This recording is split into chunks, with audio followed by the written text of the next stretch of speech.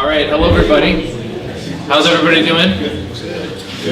Welcome to A2NewTech. Thanks for joining us tonight. And I'm your host, David Nesbitt. I've been here in Ann Arbor for 10 years and manage a portfolio of software tools at University of Michigan in the Office of Academic Innovation.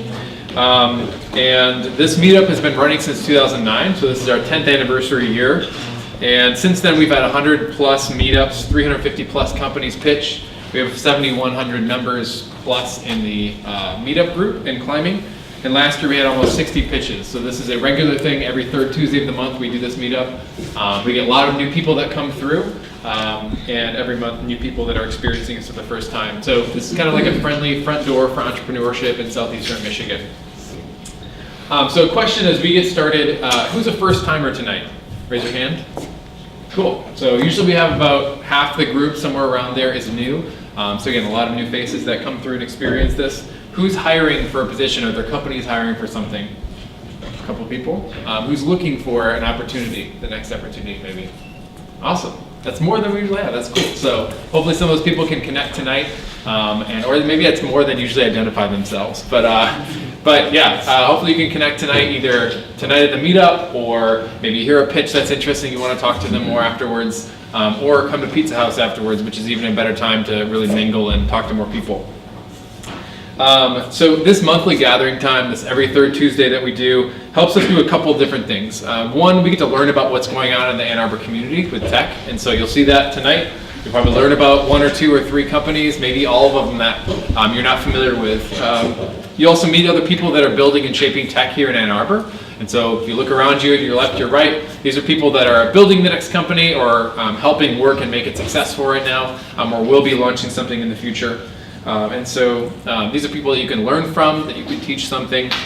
And I'd say, see if there's a way that you can help someone tonight. Each of us has reasons that we come to A2NewTech and things that we get out of it and value, but I'd also encourage you to think about the person next to you, the people you're going to meet later, how you can help them out, give them a connection, teach them something, give them a piece of advice.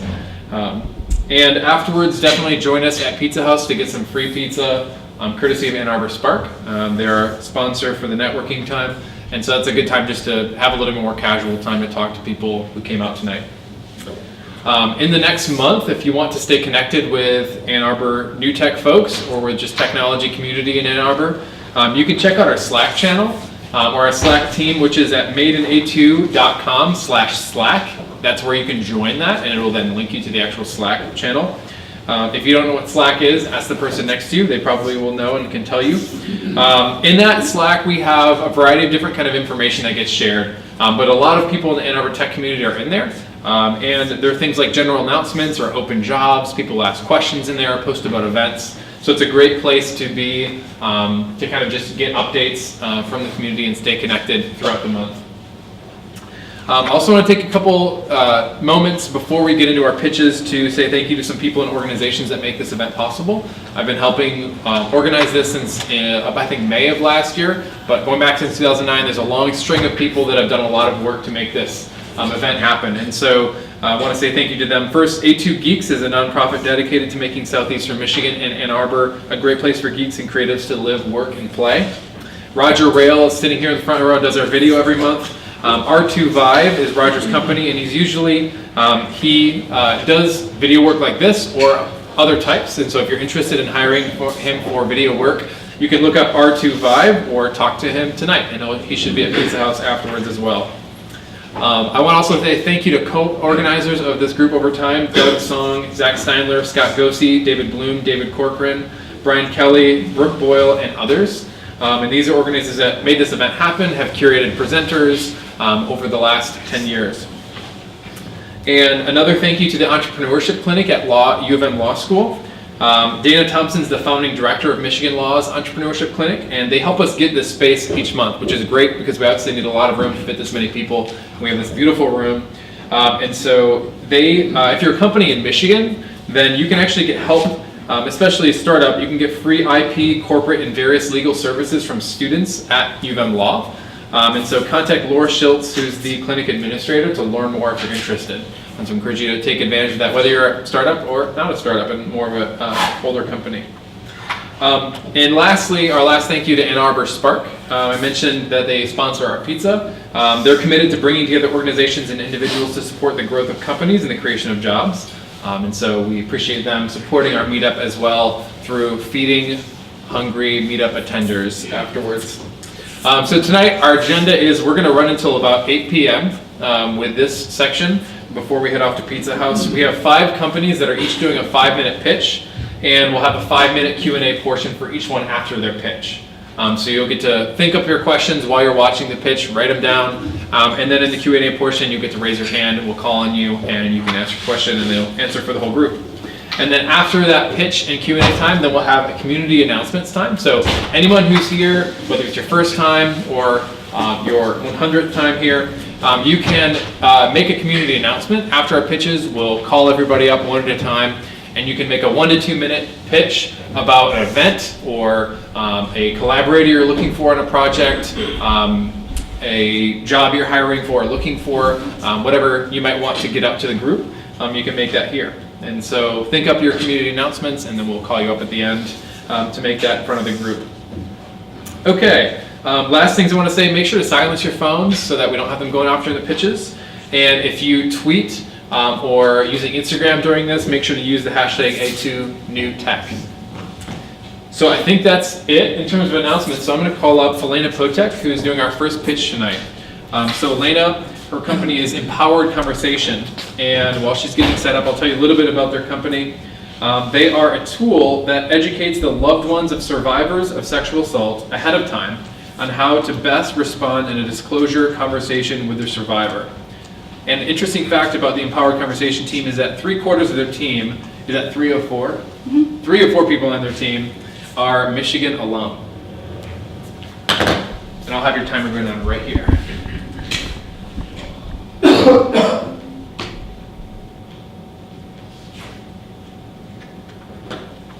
Okay. Hi everyone.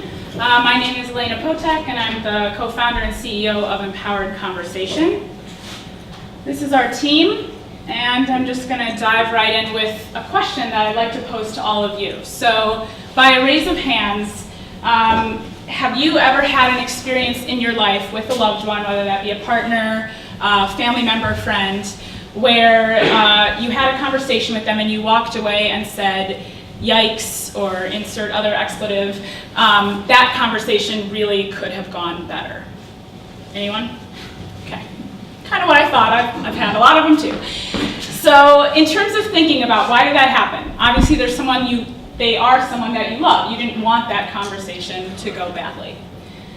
So the first is that the conversation garnered some sort of emotional response in either you or the other person, and so the conversation ended up being from a place of high emotions rather than maybe from a more thoughtful place.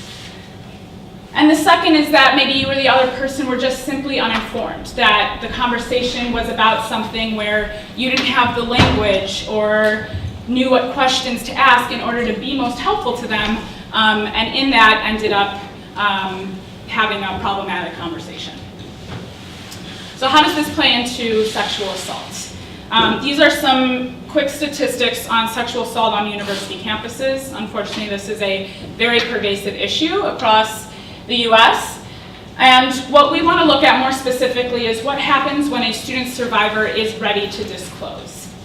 And that research is rather startling, which is that a negative response from the first person a survivor of sexual assault discloses to significantly increases PTSD symptoms and leads to long-term negative outcomes in their recovery. There's a lot of research on this. And again, kind of going back to that initial question, the majority of survivors are disclosing to loved ones. So people in their life that already have a relationship with them, who of course do not want to be causing these survivors harm. So that's where our tool comes in. So the way that our tool works is that when a survivor is ready to disclose, they would go onto our website, empoweredconversation.com, and they would input the cell phone number of the person that they want to disclose to. So say Kate here wants to disclose to her friend Sarah. She gives us Sarah's number, and Sarah receives a text from us directly letting her know that someone in her life wants to disclose to her and providing her with a link to a 5-minute trauma-informed module on how to respond to assault. When she completes the module, Kate, the survivor, gets a text that Sarah has completed the module, and then Kate is now free to have a conversation with Sarah whenever she would like. So how is our approach different from the way that disclosure currently works? There's a lot of ways that we're different, but I want to focus on those two that we talked about with the emotional and the uninformed piece. So with the emotional piece, our module really focuses on helping you identify and process your own feelings about this disclosure ahead of time. Anecdotally, a lot of times survivors end up having to comfort the person that they're disclosing to due to the shock that that person's experiencing, and obviously that's not what we want in a disclosure experience for the survivor, and so we're helping you work through those emotions ahead of time. For the uninformed piece, trauma is not intuitive. In fact, it's actually the opposite. We are hardwired to push away pain, and that includes emotional pain. And so that can lead a lot of times to things like victim blaming, mitigating, denying, which obviously causes the survivor quite a lot of pain. And so our module has that in mind and really helps you walk through those emotions. So our market segment is the survivor, family and friends, and university. Each has their own key value from our tool. Our business model is university-based subscription. So depending on how large the university is, they would pay a setup fee and then an annual subscription fee from there. This is the current ecosystem for survivors, and as you can see, there's a lot of channels, but the ones they utilize the most is the social network, which of all of the places to disclose to are probably the individuals with the least amount of training and education around how to respond. This is true. Research shows that students who disclose mostly to friends, roommates, and family. Only 7.9% of students who disclosed on the University of Michigan campus utilized university resources. Our hope is to expand our tool into other channels where conversations are hard, to increase the quality and depth of connection in all of our relationships. And we're currently looking to get our initial seed funding. Thank you so much.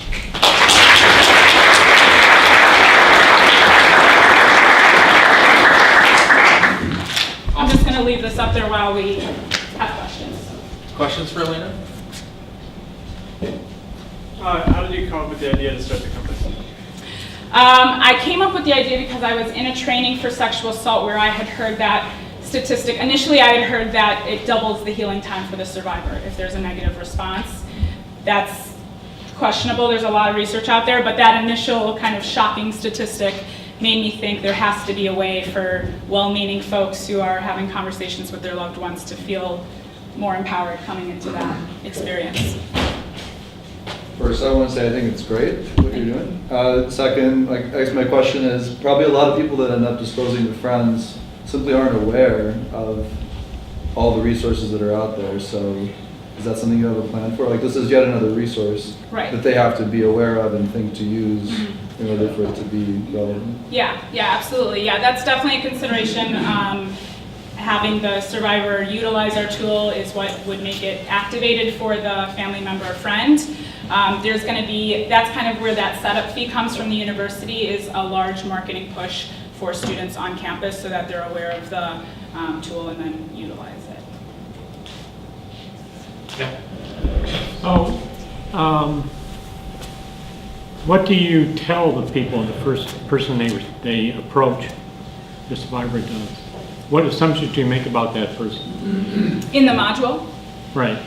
Yeah, we try to make it as generalizable as possible. So we talk about what are some of the most common reactions that a survivor may be going through and what are the most helpful ways to support them. So we talk about the importance of believing them, the importance of not asking why questions and why that's problematic, the importance of really letting them lead the conversation and honoring their decision whether or not to report. Those, given the research, are kind of the large umbrellas of where disclosures become the most problematic. And so each of our little sections of the module work to address those. Question here in the middle?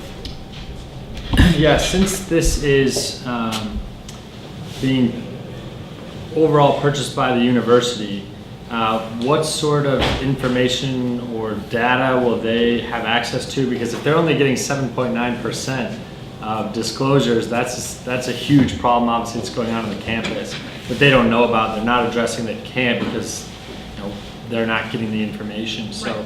what's your plan with that side of it? We actually very much do not want the university accessing the data. The way Right. that the tool is currently coded is through RSA encryption. So both numbers, the survivor and the family and friend, their numbers are dissolved once the tool is activated, and both receive that text. For the university, I mean, even though they're not getting the data, I think this is a really powerful way for them to tell students, we're going to meet you where you're at. You're currently not utilizing our services, but we still want you to feel supported no matter what and no matter who you're disclosing to. And so we're going to create that responsive campus climate. Will they know how many people are using it? Any- That's a good question. I think we would be willing to kind of let them know kind of some general data, Yeah. but obviously when it comes to person, that would all be dissolved. Got it. Are you a for-profit? Yes, as of now we are. Trying to figure that out, mostly just because it's a bit of an arduous process to become a nonprofit. So since I wanted to kind of get going with it, we are officially an LLC as of now. I didn't quite understand your subscription model. Is it the university subscribing to your service and Correct. students get it for free, or is it students have to subscribe to your service? How does it work? So a university would subscribe on a yearly basis, and then any student who has that email address, so say a UMich email address, you would authenticate, and then the tool would be free for you to use. For the time he's a student or Correct, for the time that you're a student. And the text does not have to go to another student. It can go outside of the university network. Are you worried at all about universities, seeing the basic idea is to, prepare a listener to respond to the situation? Are you worried about universities taking that idea and just, doing this themselves, basically? Because Yeah, I mean, anyone can, I guess, code the way we coded and do the same thing, but as of now, I haven't seen anything like this out there on the market in terms of responding or helping them, friends and family respond. Time for one more question on the right side. That's you. Okay, it sounds like there's a personal interaction going on. Are those, how do you guys certify those people to provide that kind of mental health coaching? What's your training model for that? Sorry, one more time? So it sounds like you have a friend that's some sort of almost looks like artificial intelligence. But I thought there was a callback where there's a person calling back. Is that what you said? Is there a person taking No, call? so those infographics are actually, those are real people. We really want the conversation to be among your already existing social support. Gotcha. So there's no AI or anything like that. The text is going to a real human who's getting real coaching on how to respond, and then we let it go from there. So we want the conversation to be in person. Once we give that training, it's kind of up to both of those people to connect. So no official sort of, you're not looking at PhDs with mental health background to provide No, we actually really want it to be as unstuffy, to PhDs as possible. The module is created by students, so we want to show students that, other people on your campus are having these kinds of conversations, you can too. So that was really important to me. The filming is all done by fellow students. Awesome. Thank you so much.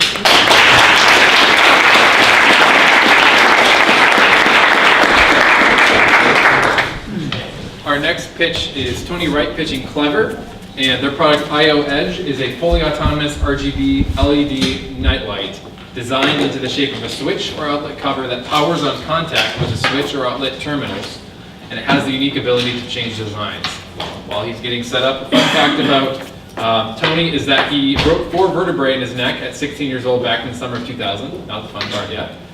To save my life, doctors removed a part of his hip and shaved it into a new vertebrae and used it to replace a shattered disc in his neck. Then they fused all the vertebrae in his neck together and kept everything in place with screws and 4 titanium rods that are still in his neck to this day. But the truly amazing part is that he has no side effects.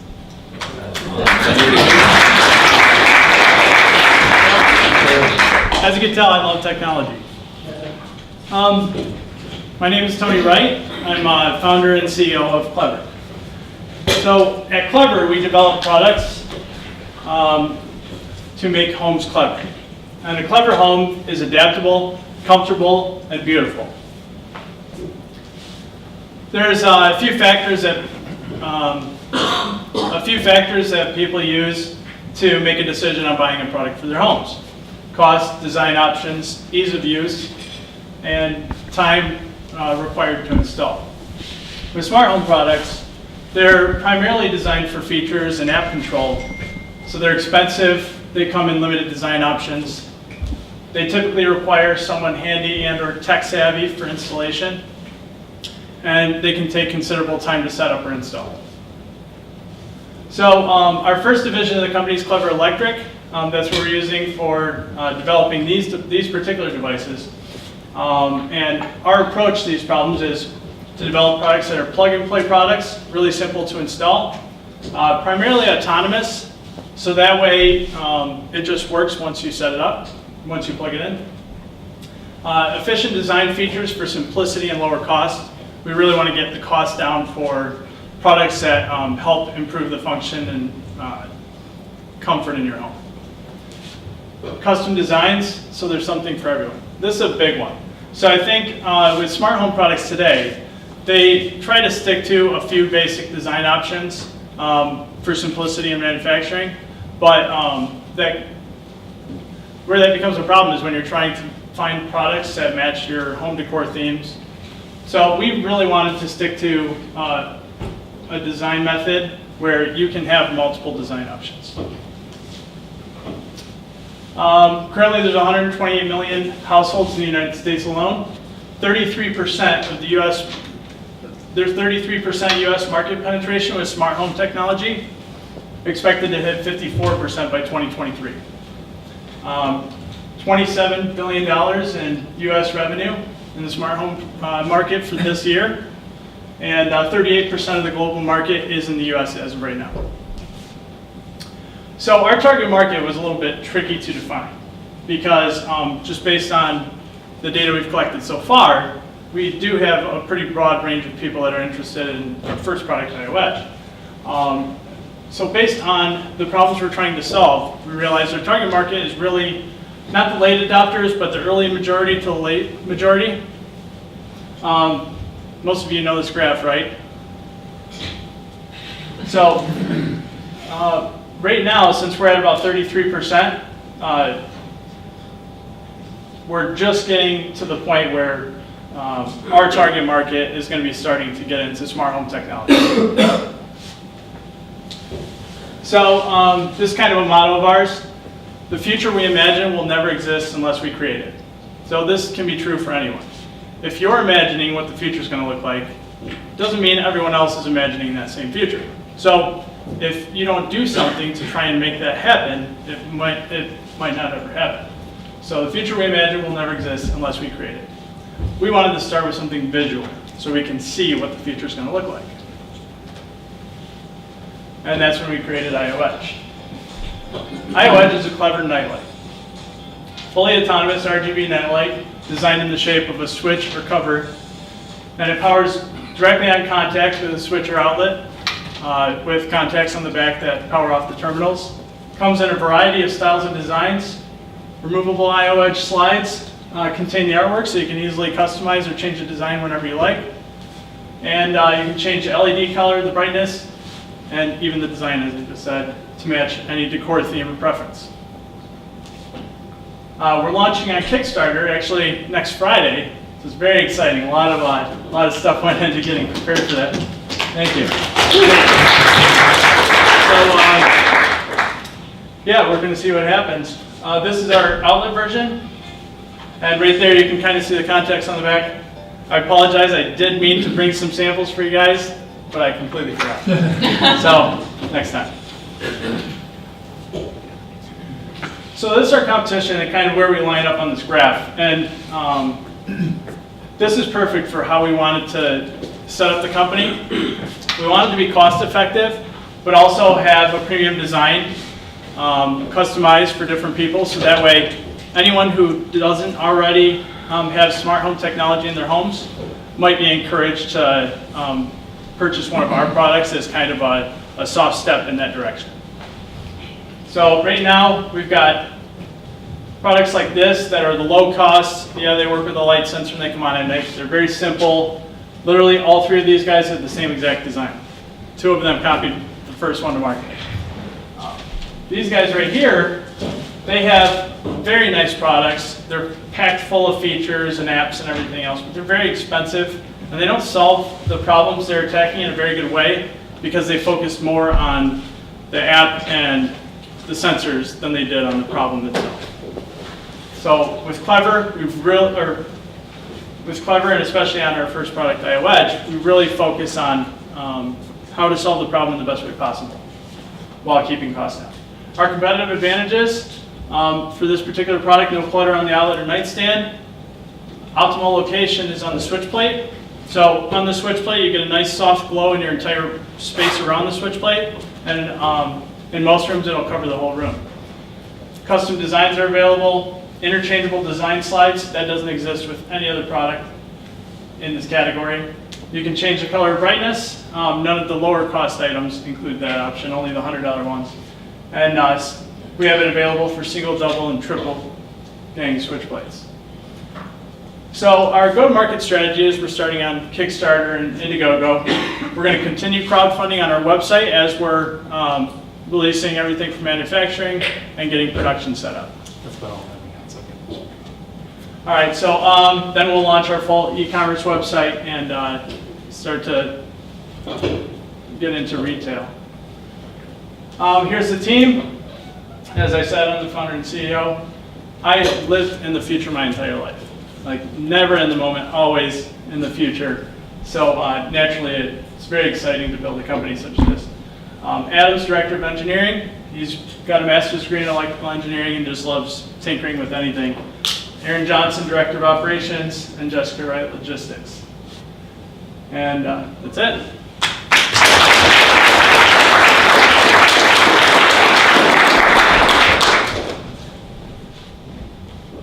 Any questions? How much does the unit cost? Great question. $25.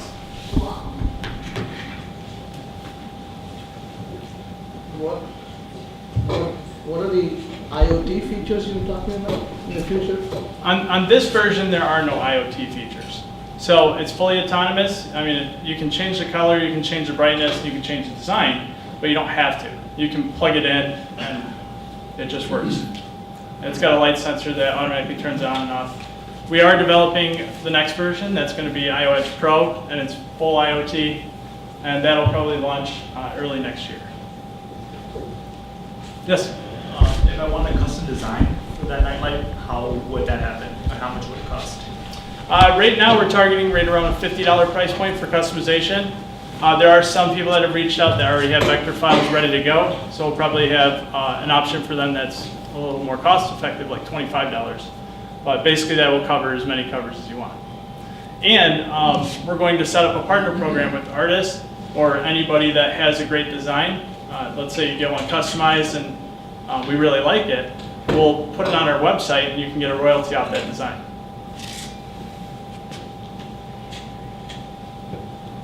Other questions? Yeah, right here. Do you plan to expand further beyond the lighting, say, for instance, doorknobs and locks, automatic locks, that sort of thing? Absolutely. So our plans are actually quite big. We want to build clever homes. So on our path to that, we're trying to reinvent all of the technology necessary to do that. We're starting with clever electric. We're going to get deeper into the outlets and light switches, light fixtures, and eventually everything in your home that has electricity running through it. We're going to have a clever circuit box. All the wiring, everything's going to be redesigned. And then we're going to start on the next phase of the company, which will have to do with water and plumbing. Once we get through all of the development through all those phases, we would love to build clever subdivisions where all the homes are actually interconnected and have a bunch of amazing features you don't see today. Right here. So I kind of have an information gathering piece and then a follow-up question after that. Is the primary target market kids or adults? That's a great question. So the adults are going to buy them for the kids. Okay. So the target is really the adults themselves. It's just if they have a nephew, a niece, or a grandson or a daughter, it gives them more of an excuse to buy it. So I like that as an adult. I love that my Nest like lights up when I walk through Right. my hallway, so I can Absolutely. make my way to the bathroom in the middle of the night because that's what happens now when you grow up. Right. But my kids, from the nightlight side of things, evolve as they grow older. Now they're wanting like sparkles and like a galaxy kind of thing. So I Exactly. like the idea that there could be a change over time of a customization of that plate. The price point is really high for me. I wouldn't actually get it for my girls, but at the same time, one of them is really fearful, and so to be able to provide that environment for her would actually be really great, where she has that light, but there are also studies on light in the room as you're sleeping actually being disruptive to sleep, and they would add sparkles and rainbows, etc. To their nightlight now. Is there Right. a turn off feature over time in? Yes, that's a great question. So we are working on some power modes. One of them is going to be the nightlight feature where it automatically comes on and off when there's light or darkness. But you can also have it always on for decorations, always off if you just want it to be turned off, and a timer where it can, we don't have a time set for it yet, but maybe 20 minutes and have it automatically turn off after that. Thank you. All right, that's all the time we get for questions. Thank you.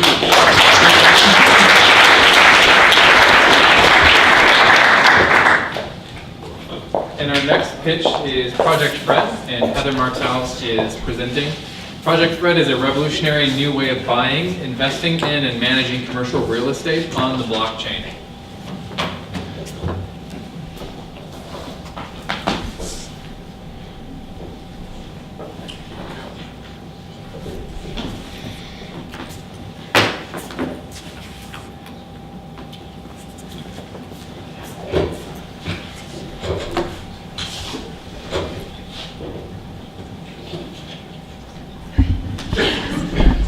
Okay, hello everyone. My name is Heather Martel. I'm the COO of Project Fred.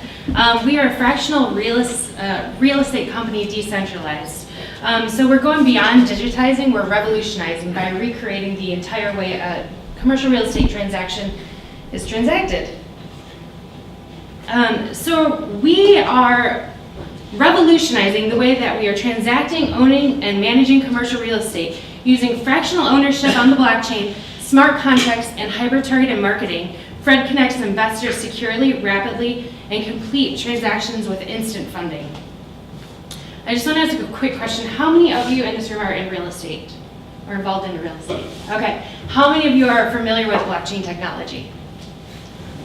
Okay, so like half, not too many real estate with blockchain, cool. Okay, so right now the problem in commercial real estate is that the transactions are far too complex. There's a great need for a trustless transaction. That word trustless is new. What that means is right now it's very easy to circumvent transactions, to basically, there's a lot of NDAs, which are non-disclosure agreements, things like that. It's very easy to circumvent contracts. So blockchain provides an opportunity, using smart contracts, to create a trustless environment of which we won't have to trust each other anymore.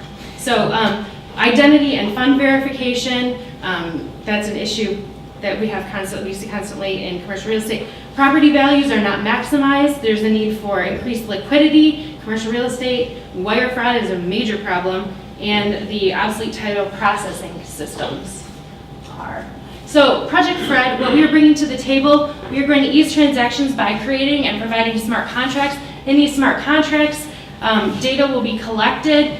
Where this came from, I guess where we started, our name is Project Fred because our team met in Fred's here downtown. We started talking about, Julie, our CEO, had a $100 million student housing portfolio here in Ann Arbor. I brought a set of buyers to the transaction. We were talking for months and having a lot of issues with fluidity in the transaction.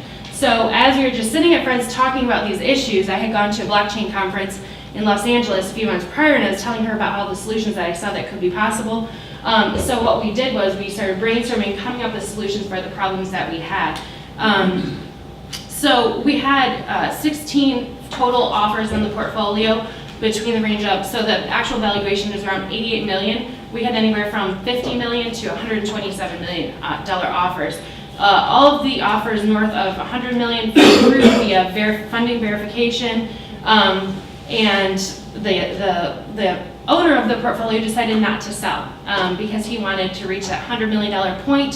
So basically, he pulled the portfolio off the market. It has not been sold to this point. Now, our solution was to offer, after creating this, the opportunity to establish a specific target number. So 88 million is the current valuation, market valuation, but by allowing fractional ownership, creating smart contracts where a multitude of investors can have fractional pieces of ownership in this portfolio, and having an instantly executed transaction via smart contracts.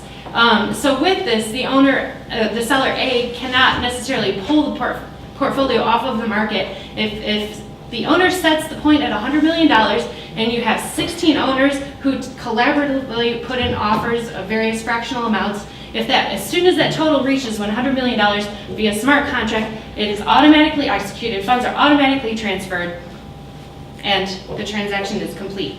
The title, we will be tokenizing titles using, right now we are using Ethereum, but we're also looking into using Hyperledger Fabric. Our CTO, Mustafa Ghulam, is a graduate of the University of Michigan. I am myself as well, but he was a neuroscience turned computer programmer. So we're going to be actually utilizing a stablecoin payment option, which will reduce the wire fraud problem. My brother works for a company called Paxos out of New York, and it's a US dollar-backed cryptocurrency that will allow this instant transfer and reduction of wire fraud problems. So right now our progress is we've partnered with a Detroit-based investment company for proof of concept. We have our smart contracts created. We are matching the property, creating smart contracts around it so that we can show that proof of concept is essential. We have we're on a second round of interviews with potential investors. We've established several partnerships within the blockchain space. We have interested brokerages in the Midwest area. We presented at Detroit Blockchain and FinTech Pitch Fest. We have over 800 core real estate investor base, and we've been asked for interviews by Shark Chain TV and 360 Startup Podcast. What are we doing here? Currently, we're in conversation with investors, but we're open to conversations here. We're trying to stay local. We are utilizing the University of Michigan's entrepreneurship law team. We are also working with an SEC-specific law firm out of Washington, D.C. But we would love to keep our investors local as well as keep our legal teams local. So we're looking specifically for a legal team that specializes in both SEC regulations along with blockchain. It's a very tough ask. We found a bunch in the UK, none here in the United States yet, but we're working on that. So let's see, we are looking for additional properties. If anyone here has anything that you think might be in mind.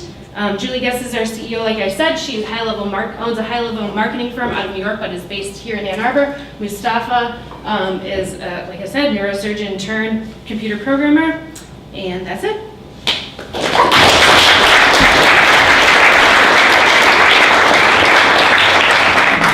All right, questions for Heather? Right here. Questions. Yes. I assume that buyers have to be accredited investors under SEC rules? Correct. Right now we're utilizing Regulation D, which does require accredited investors, and we also will perform KYC AML verification prior to even entering our platform. Who is going to hold title to the property on the Register of Deeds books? The Register of Deeds does not require holding of title. We've met with the city. That's not a requirement. That's a filing system. So the smart contract itself will function as the title will be tokenized, and each owner will hold their own title. They will no longer need to be filed. And also, due diligence, we are reversing the process right now. Due diligence happens after the offering of the portfolio or of the property. We are front-loading due diligence. So all of that needs to be done by the seller prior to offering that, including the title investigation. Moving forward, there will be no need for title investigation because once it's in an immutable ledger, that lasts forever and cannot be erased or altered, and will be traced forward from there on out. So, Okay. And what do you do about last one? yeah. The transfer tax that occurs? You've got gazillion different jurisdictions with gazillion different transfer tax issues. Yeah. When you have a conveyance tokenized, you've got a transfer tax issue. So we're going to be working with each local department. Again, we're trying to keep this as local as possible. So it'll be up to the local regulations and local taxes will be paid. It'll be automatically in escrow portion, which will be included in the smart contract. Yep. Question on the far side here? Yeah, so you said it was aiming to be as local as possible. Yes. Is that, what are the challenges then in going from different localities? Do you have like a plan to grow it, or is it kind of just, like, how does this scale beyond like one development? So it's actually, we'll be partnering with brokerages all over the United States. We are starting within the United States. When I say locally, that's more of a desire. It's actually easier to transact this in other states that already have, they're already working in this securitizing, the security token offering space. So this is not an ICO, this is an STO. It's very different. We comply with all regulatory status. So there are various states that have already approved these transactions. So we're I going guess to my have to question is more around, as you mentioned, the deeds. You said you talked to the city though? Yes. So my question would be then, do you have to talk to every city? So we don't. This is actually a federal and state level mandate, and we will have to do some lobbying and advocating. Now, Michigan has laws on blockchain. It's basically smart contracts being functioning as the actual certificate of title. And so we're going to have to lobby on that part. When I say lobby, it's happening. It's a matter of time. People are open to it, but it hasn't been done yet. So via the proof of concept, it's going to be a lobby. Yes. I'm a little confused because it seems as if I'm not understanding what the problem blockchain's solving. Mm-hmm. This sounds like a syndication of an IPO, but it sounds like the problem you had was that the valuation pricing was incorrect, and I don't see how blockchain solves that. Yeah, so this is more, the smart contract creates an ease of transaction. Right now there's all kinds of paperwork, there are lawyers. Once a smart contract is created, that can be standardized, and then it can be tweaked and I guess edited over time. So once the smart contract is in place, it can be edited versus right now we have a long stream of paperwork. It takes 30, 60, 90, 30 days is way too conservative, but 60, 90, 120 days to complete a transaction. This will be instant it's an if-then scenario. So once 100 million point has been met, then the transaction automatically is executed and all parties written into the smart contract receive funding. But how does that match a buyer to a seller if the valuation itself is incorrect? Blockchain facilitates the supply, but it doesn't change the valuation concept that people have. So that's less the blockchain side and more the fractional ownership side. So fractional ownership, Fundrise is an example of a non-blockchain similar company. So it's a collective investment portal. Really our goal is to provide commercial real estate investment for all. Eventually we'd like to work with Reg A, which would require non-accredited investors and have smaller investors be able to buy these portions of tokens. Token is a dangerous word right now because it's misunderstood, but it's just essentially a fraction. So by allowing this fractional ownership, it increases the value of all real estate, commercial real estate, not just with blockchain. So that's not exclusive to that. Yes. Yeah, you definitely touched on this, but what is a smart contract exactly, and is that the core of your product? Yes, that's one of the cores of our product. So we have a lot of pieces, and I didn't get into other details. We have, so smart contracts are basically coded contracts using ERC20 Ethereum-based code to create contracts that have if-then scenarios that all of the stipulations are written in the contract, and basically tokens are transferred to digital wallets. Which we're creating, another aspect of our company is we're creating an educational portal. We're trying to simplify this whole process that is extremely complex and turn the educational portal into a third grade level understanding and functionalization. There are a lot of questions to be answered as far as process is concerned. What is a smart contract? That's a great question, and we're creating that as part of our education piece.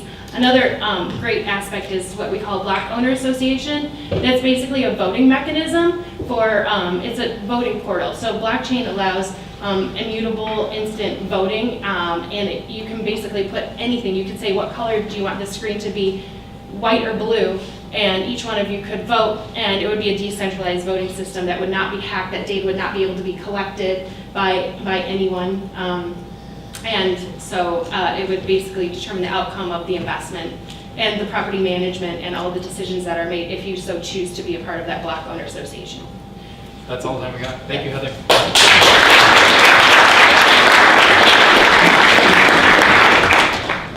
And our next pitch is My Swim Pro. So Ferris is here to pitch My Swim Pro.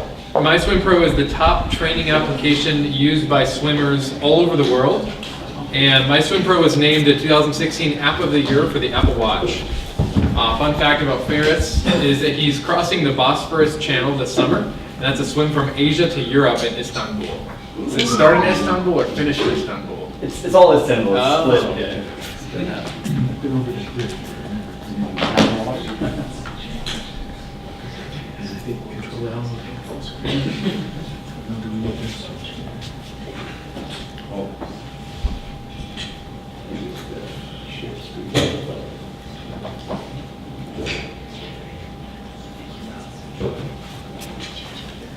Technical difficulties. One moment.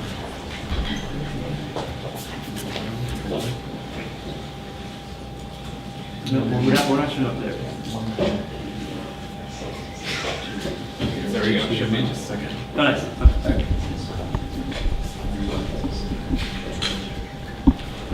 Cool. All right. Good evening. I'm so excited to share with everyone our company, My Swim Pro, and how we're helping people in over 180 different countries improve their performance and health by delivering a personalized coaching experience at a fraction of the cost of hiring a personal coach. Now, the biggest challenge that swimmers face today is accessing a personalized training program. You see, 90% plus of swimmers actually do it on their own. And if you want to hire a personal coach, it's super expensive. This is not like going into an LA Fitness or a Lifetime and hiring a personal coach. That's easy. In swimming, it's much, much more difficult. And when you factor in that there's over 26 million people in the United States alone who are swimming on their own, we can see how big this problem really is. Now, of the 26 million people, obviously not all of them are competitive swimmers, but of those, over 9 million are actively pursuing some kind of a fitness goal, doing it more than 50 times per year. And the way we solve this problem for all of these people is through our mobile and wearable applications. You download the app in the App Store, and you can get a personalized training program that you can then sync to a smartwatch, whether it's the Apple Watch, Fitbit, Garmin, Wear OS by Android. Now, this delivers an incredible experience, and it was named by Apple as the best app of the year for the Apple Watch across all app categories.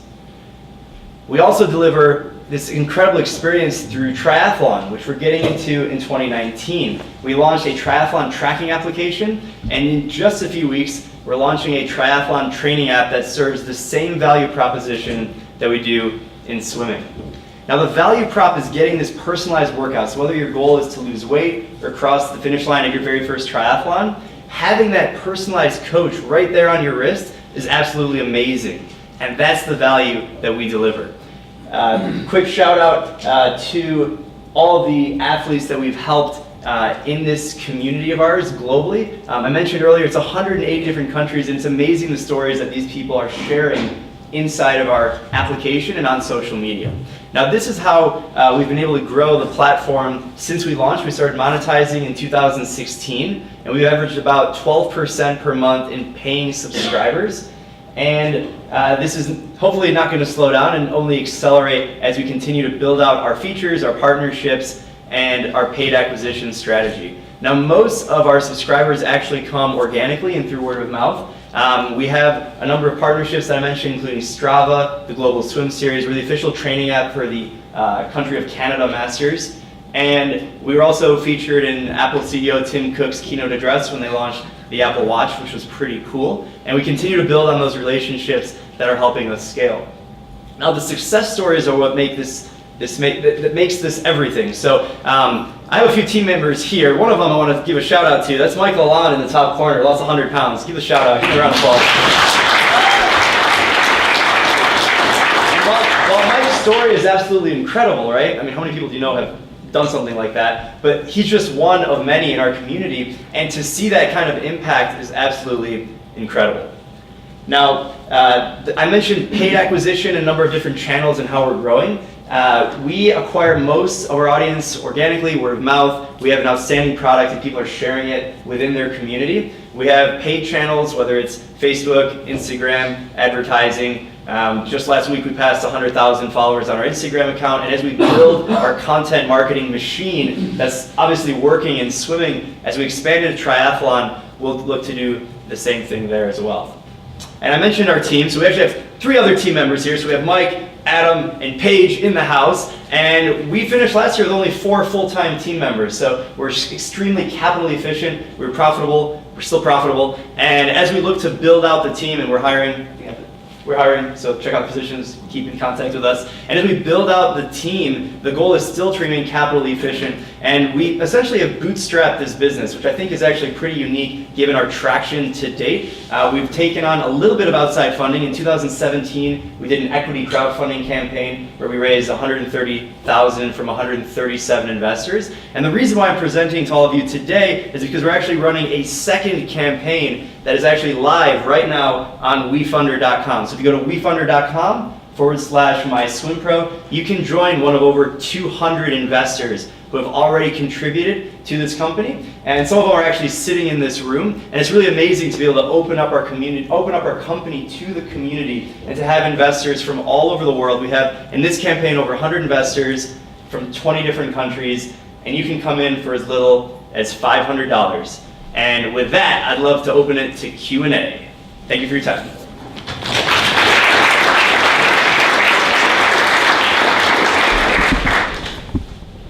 Yes.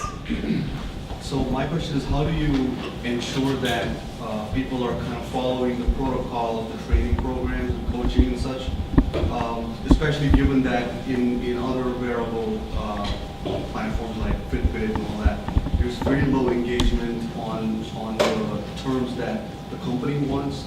People basically use it as a fancy watch. The engagement is very, very like thin, population. So I'm just kind of wondering if you've kind of thought about that, any strategies to overcome that challenge.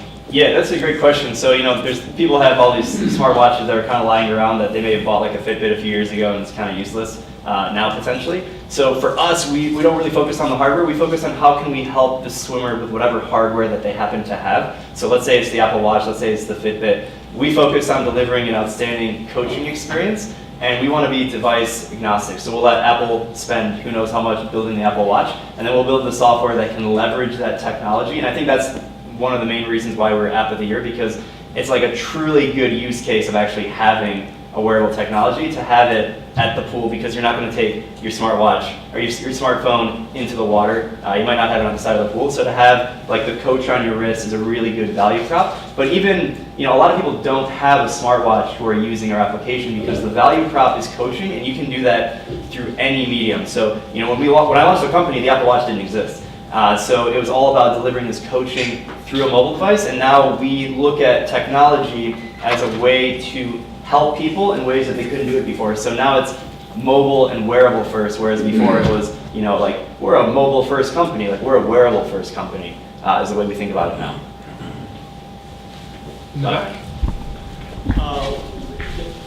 How useful is your app if people don't want to wear a watch while they're swimming? Is that a big portion of swimmers?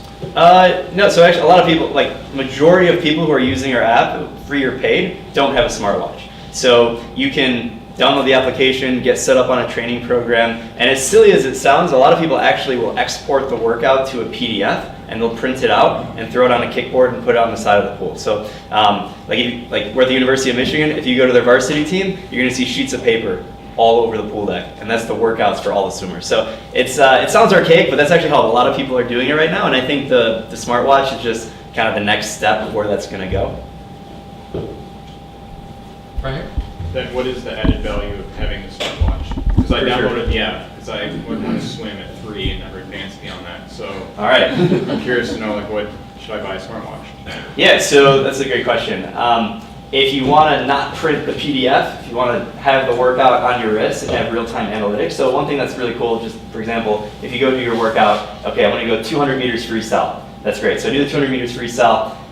Without the smartwatch, you're not going to know your heart rate. You're not going to know how fast you went. We have like haptic feedback for all the different wearables that are telling you like when you should go. And that's, I think having the analytics and also having the coach on your wrist is a huge value prop of why a smartwatch is a good thing to have, but it's not required. But it's definitely a plus. Right here. 2 questions. I guess, so who's your target audience? Like athletes or actual like, people like me? That's a great question. Yeah, so our target market are people between the ages of 25 and 45 who are actively pursuing some kind of a fitness goal. So it wouldn't be like a professional swimmer or a teenage swimmer. It'd be anyone in this room who is pursuing swimming as a fitness activity. Maybe on the competitive end of that, it's people like myself or who are like competing in a master's competition or doing crazy open water swims. On the other end, it's people who never swam growing up, but they're picking it up as an adult because it's a good way to stay in shape. Beck? Do you have any data on like the average amount of time that you retain customers based on your subscription model?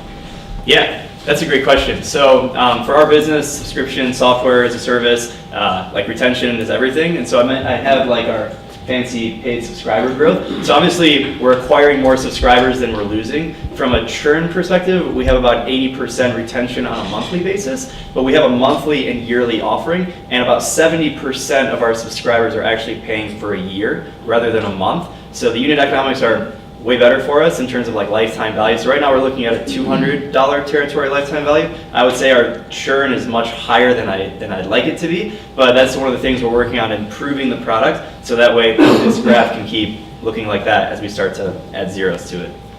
All right, that's all the time we got. Cool. Thanks everyone.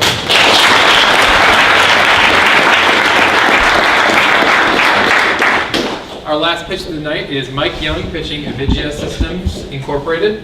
And Avigia is integrated Internet of Things, IoT systems for industrial and environmental systems. And Mike describes himself alternately as a growth hacker or an engineer gone wrong, having spent his career in Ann Arbor doing marketing and business development in early stage industrial tech companies. Fun fact, he has been through the launch, grow, acquisition cycle 4 times so far, and if he does one more, he gets a set of steak knives. So go back. I'll eat your steak knives in this one. So you guys know the 10-20-30 rule for making a pitch, right? 10 slides, 20 minutes, no text more than 30 points. I'm going to break all those rules. I've got like 13 slides in 5 minutes, so I'm going to go pretty fast, but we can fill it in the Q&A. So I guess I'll start where Avigia is today with kind of the obligatory one sentence. It's not even an elevator statement, but really it comes down to we are focused on IoT, and as you probably know, this is the hype cycle, right? IoT is kind of at the crest of the peak of inflated expectation, right? So it's hard to kind of get your voice heard in IoT. But we're not a typical startup, so I want to give you a little bit of background on the company. The company was started by Dr. Navid Yazdi. This is actually his second startup. He started a optical switching company that was acquired by Corning. Postdoc, he was at U of M, worked in the wireless microsystems lab. So Avigia was started with tech transfer of his research at U of M. Primarily doing specialized MEMS sensors and wireless communication. That was really the focus of the WIMS lab. Started out as kind of an SBIR focused company, NASA, NFS, NIST. Really kind of a lifestyle company, if you will, right? But doing pretty well through 2016. 22 successful SBIR projects, about 13 million in funding, 9 patents. So I'll just give you an example, pardon my ugly graphics here, but just an example kind of what Avigia was doing at the time. These are MEMS sensors for batteryless sensor operation using energy scavenging, micro miniature 6-axis navigation chip. This is one on the quarter. Some other, the small one up there is a super miniature pressure sensor that was actually used in parachute deployment. So really focused on, chip level hardware development. And then kind of moving up the food chain, projects like tracking ice flows in the Arctic using satellite communications, monitoring the condition of hazardous waste materials. It was a project we did with Argonne Labs. Helmet impact sensor, we did that with University of Miami. So still funded R&D, heavy focus. So what we learned, the point of showing all this is to kind of tell you what in that initial phase of the company's existence, what we learned. And a lot about doing custom sensors, doing wireless communication in difficult, challenging RF environments, ultra low power system integration, and even down to things such as doing custom packaging, ramping up to volume contract manufacturing. So one of the projects that Evigia did was a logistics system where we were the subcontractor to Northrop Grumman, and we have about 100,000 what they call high value asset tracking tags out there deployed around the world. But what we learned is that sort of that R&D model is not really sustainable, especially if you remember 2013, 2014, the budget sequester came along. A lot of companies that were sort of living on SBIRs, especially the smaller ones like Evigia, kind of dropped off the radar there. So at that time, there was a couple-year lag in that really affecting Evigia, but around 2017, decided to pivot to IoT and really try to take advantage of that history and some of the knowledge and some of the IP. So first thing we did, realigned the technology portfolio, sold off the batteryless sensors to a company called ValueTech, launched a separate company called Microinertial to do the navigation chips, and launched a subsidiary of Evigia called EVX Micro that really does the rest of the sensor business. So we wanted to focus on IoT hardware, or IoT systems. And so the strategy really is around finding that white space in IoT. We didn't want to become a platform company. We were really looking for commercial IoT applications. Anyone doing smart home systems or consumer IoT is I think more brave than I am. But we really wanted to work through putting together a complete IoT sort of project portfolio. So one of the things we decided to do is work only on paid pilots. So then over the subsequent 18 months, we've now worked through 4 really, I guess, early stage IoT pilots. So one is a flood sensor network. And I see I've completely blown through my time here. Sorry about that. Just wrap up in 30 seconds if you can. Okay. Flood sensor network. Sort of an order of magnitude change in the cost point and the deployability over what's out there now. We're doing a real-time location system to track maintenance and transfer functions in a truck logistics yard. Construction site environmental monitoring, so we're looking at air particulates, we're looking at temperature, we're looking at water accumulation, and machine condition monitoring. So this is a project where we're actually instrumenting motors and mechanical systems and trying to find those signatures in temperature and current draw and component strain and things like that that are going to let you predict maintenance cycles. So, so where we go from here, so our progress to date, we sort of have followed through on our strategy to go out, find paid pilots, prove out some IoT applications and sort of that white space that we hope is available in industrial IoT. Our challenges now are really, it's building a team, finding focus. We're 9 people now after we've done the restructuring, so we really are sort of operating as a bootstrap startup. And putting the resources together to scale the hardware business. It's, hardware is hard, right? It's harder to scale up a hardware business than a software business typically. And getting the go-to-market strategy right. So just some thoughts we have there on how we want to focus on verticals and do some distinct identities around them. And maybe a question I might have for all of you in the Q&A is around that model. So That's about all the time we got. Okay, that's where we are. Oh, I wanted to show this just in case you were thinking that Ann Arbor is immune to flooding. This is the '68 Ann Arbor flood. Ann Arbor is actually built over a fairly large floodplain. So we're actually talking to the Ann Arbor floodplain manager about putting some flood sensors in around here. Okay. Thank you.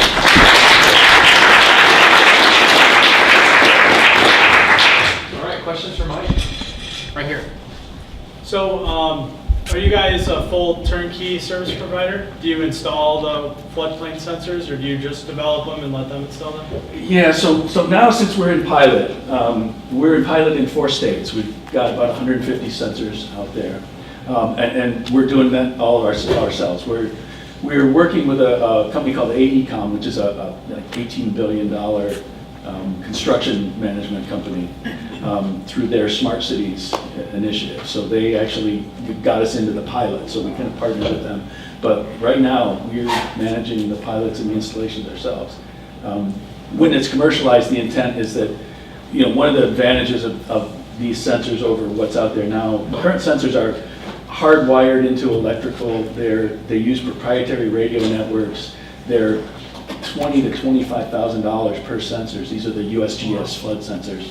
Ours are going to be an order of magnitude less expensive than that. Self-contained, they're battery powered for, really you just take them out and stake them out in your floodplain, and it's got cellular communication, satellite failover communication.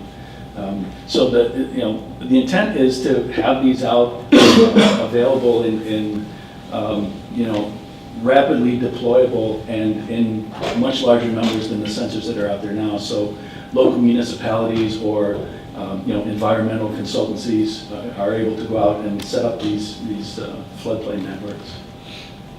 On your right side? So if I want to get a device from you that I can put on a surgical instrument, put in an autoclave, is that something you're going to go find for me?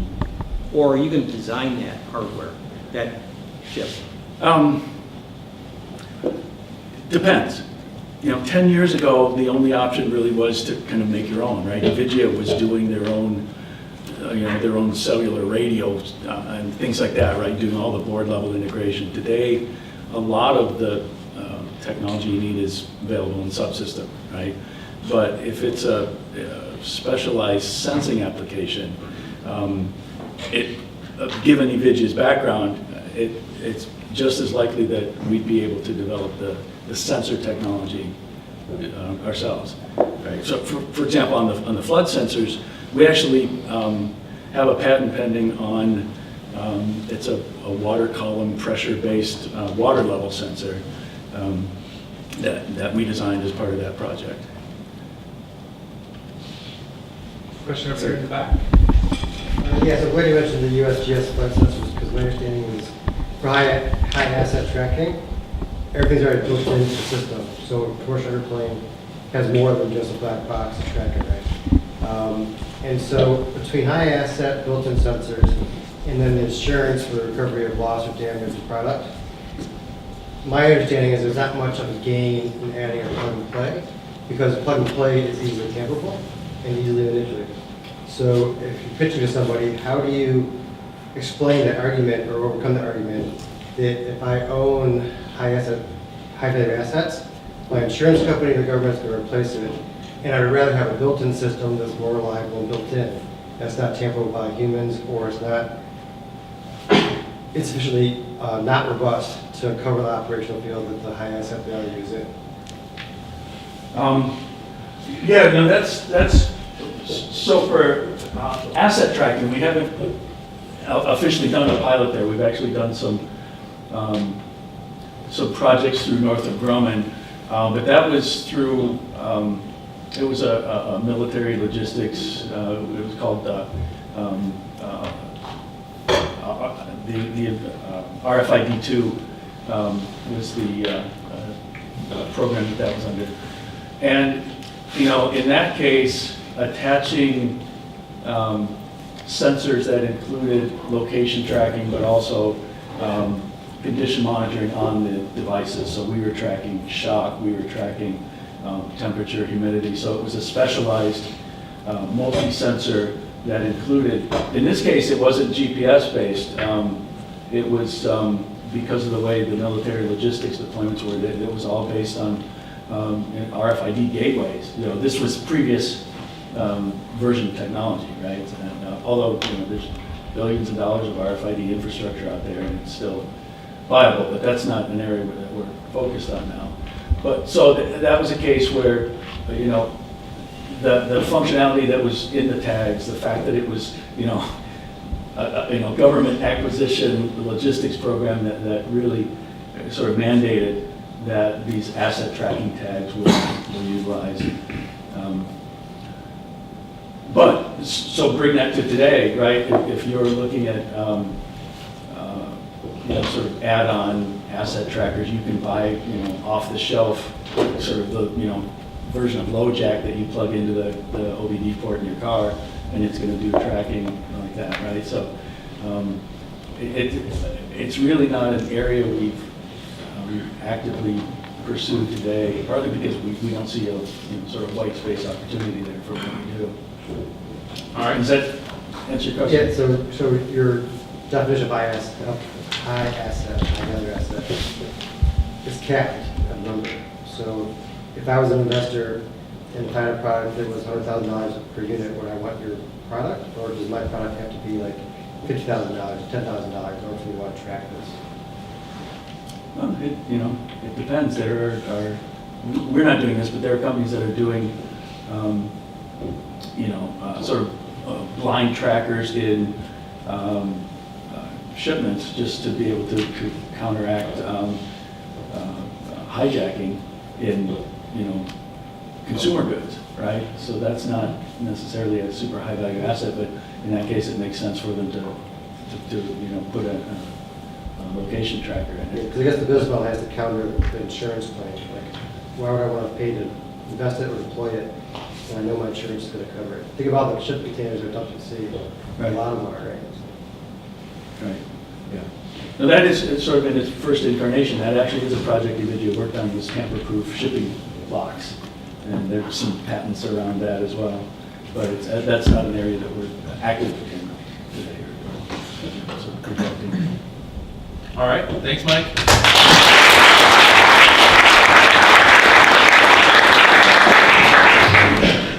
So now it's time for our post-pitch community announcement. So if you have a community announcement, go ahead and line up along the whiteboard here on the side, and we'll call up one at a time. You can come up in front of this desk and present to the room. So if you have a meetup you want to let people know about, or position you're hiring for, or you're looking for a collaborator, go ahead and line up over here, and then we'll call you up one at a time.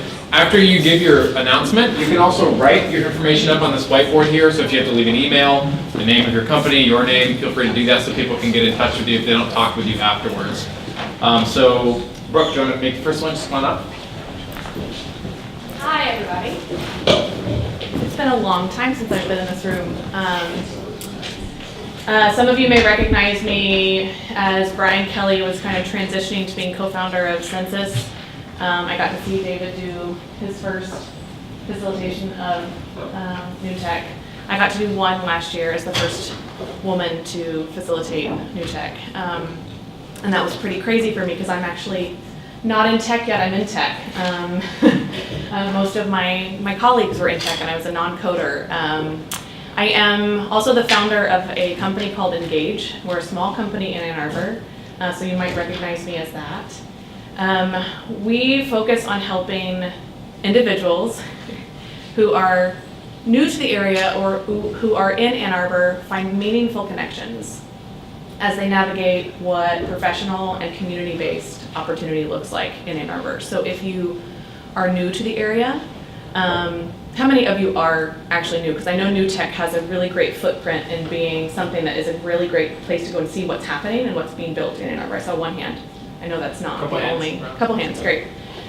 Or if you know someone who's new to the area, that's who I'm interested in meeting. I run a program called the Connector Program that helps introduce people to individuals who are well connected in the area and enjoy welcoming people who are new to the community. So I'm going to leave a couple of cards at the front that are specific to that program and would love to talk to you afterwards.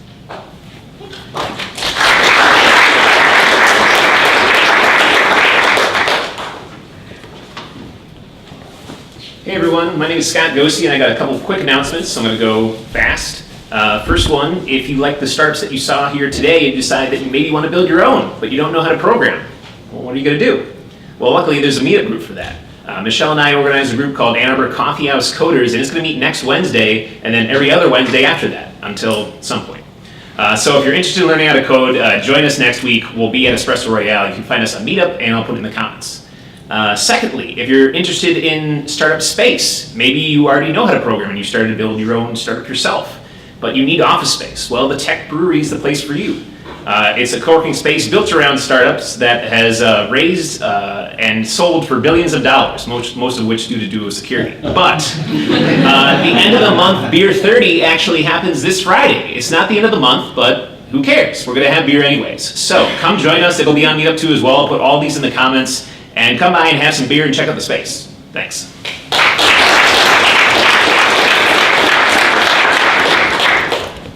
Hi, I'm Dan. A buddy of mine is a director for a company called Green Lots. It's all one word. They're headquartered in LA. They're working on fast electric vehicle charging infrastructure. They were recently purchased by Shell. They're looking for Java developers. You can contact me after. Just basically wants to screen you first. Wants to take a look at your LinkedIn. I'll just tell you straight up. That's what's going to happen if you give me your LinkedIn. And then me, I'm an independent software developer and consultant. I focus on data science and business intelligence, and I should have room for more clients later this year. When I'm not doing that, for fun, I'm working on a sports analytics project. So I can show you part of that if you want to see some of my skills. Part of the reason I learned how to program was because of people I met here and at Scott Gosey's group. Thank you. Good evening. My name is Andre. I'm also an independent software developer and just advertising that I'm available for contract work. So if you or anyone you know might need it, I'll just say 2 sentences about my background. I have a PhD from the university. I worked at a 3D printing startup doing algorithms for about 4 years. Just went unicorn, which is cool. And then at Google briefly. And now I'm back in Ann Arbor.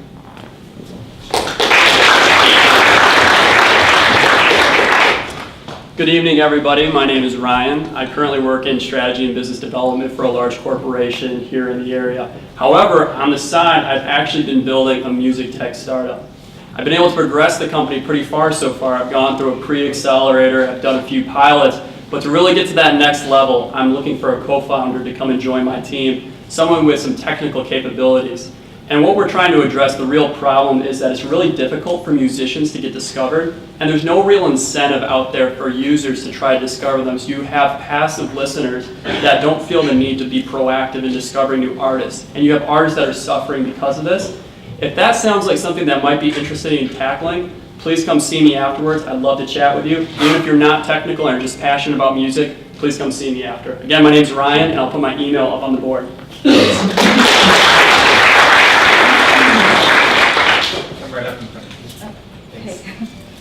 Hi everybody, my name is Jeeva Nadaraja. A few of you may have seen me at Pillar Technology. If you can raise your hand. Yes, okay. All right, so for the last 20 years or so, my life has been all about programming.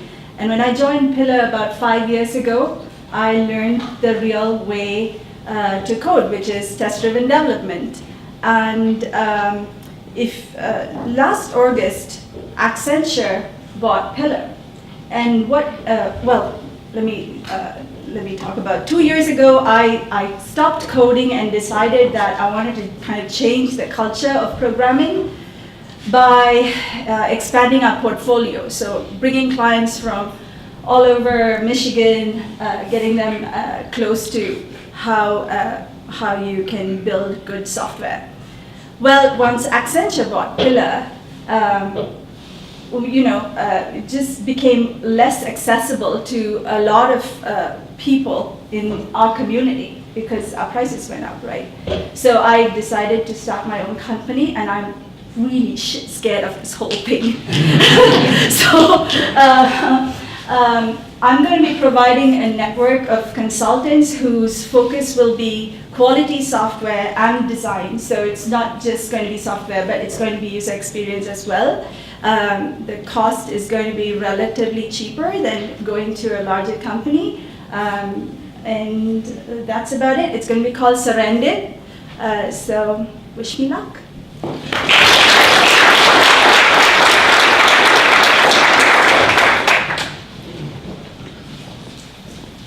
Hi everyone, my name is Rayle. I came here for 2 items. So one is I'm a CTO and co-founder for a PLM software company called FusePLM.com. And the FusePLM I pitched here 1 year ago when we were in the development stage. We launched last year summer, and now we have around 40 customers using.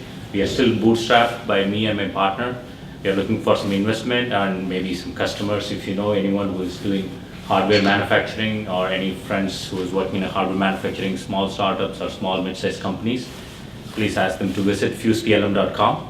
And then the other announcement is I used to attend meetups. I've been attending many meetups so many years, and sometimes I have an idea, I don't know how to develop, and I don't have a background, I don't know how do I do. This may be $1 million idea or maybe a crap idea. So I was trying to explore some options, and that's when I found out that if someone has an idea, you want to try it out for a small amount of money and then see if that clicks, then it may be a bigger idea. So I went through this process of finding someone who can do it cheap for me, and at the end I started my own company called Freshlances, like freelancers. It's called Freshlances.com.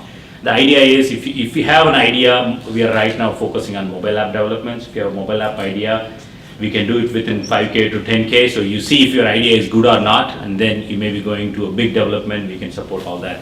So if you have an idea, you don't know how to go forward and you want to try it out, we give a free consultation and see. We may also suggest you it's a good idea, not good idea. We help you research. And then if you really want to do, we can do some small projects. So I pitched here as well as in a few other places. So we successfully did 3 projects. Now we are starting the 4th project in the last 1 year like this. Okay, that's it for me. Thank you.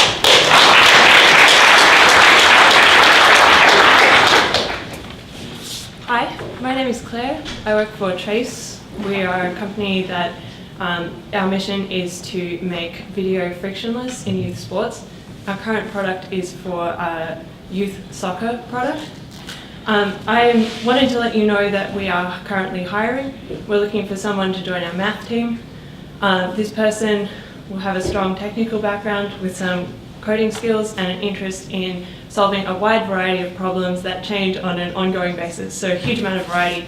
So if this sounds like someone that you know, I'll put some contact information up on the board, and I'll be around and have a card. So thank you.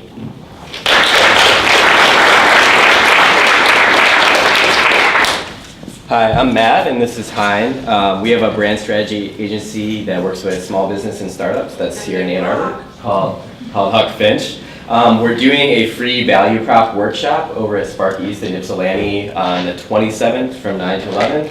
It's free, and they're also giving away breakfast, which is critically important. But we'll also make sure it's fun and informative at the same time. So if you're looking to get your value prop tightened up for a pitch or just want to know what to say at the next conference a little bit more clearly, we'll help you with that there. Yeah, so we'll put up a link because it's through Spark East, like their Spark Ed. It's super exclusive, so only people through our network or through Spark can get it. So it's also really small and intimate. There's only a few seats left available for it, so we hope to see a few faces there. We'll put the link up on the board. Thanks.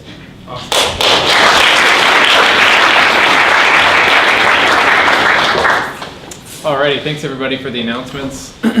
As we wrap up, A2NewTech is always the third Tuesday of each month, so you can mark your calendars. Our next A2NewTech meetup is Tuesday, April 16th.